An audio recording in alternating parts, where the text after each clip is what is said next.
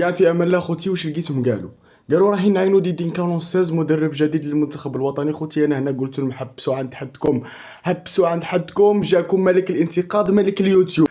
من الاخر اخوتي انا قررت رايح نهز كابتي ونروح ندرب المنتخب الوطني اقرب وقت ممكن. خوتي كيف هادي كلاش راه يدرب المنتخب الوطني. بونقنق يبقى قاعد انا في الدار. ما تصلحش ولا عزيز، ما تصلحش. نقول لكم رايي في المدرب الجديد للمنتخب الوطني اللي هو ديدين كانونسيز على باب الانتقاد مش التنمر.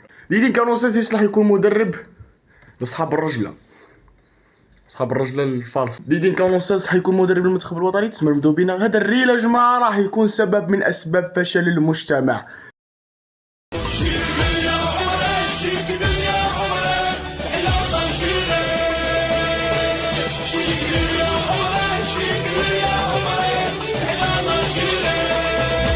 وهادو كيما قلنا لكم يا خوتي من اسباب فشل الجزائر. المهم يا جماعه حبيت نقول لكم باللي ما كاين والو. راني قاعد نسجل. كون حاب يجيبوا اونطرينور جديد راهي يعلنوا كيف يقولوها، راهي يوريو لكم في التلفزيون، راهي يوريكم في الموقع الرسمي للفاف، راهي يوريو لكم ثاني اخبار رسميه.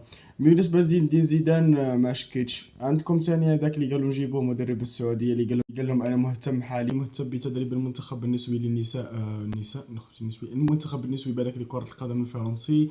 This is the new حلقه اللي كانت خفيفه ظريفه برك باش نعمر بها برك الواحد، باش نعمر بها برك يا جماعه صحيت.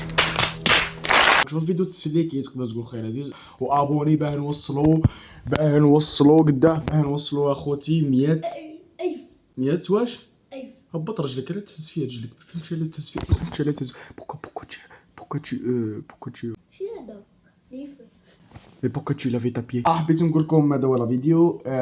ديدين كلاش هو تدرب المنتخب الوطني، ودمتم في رعاية الله.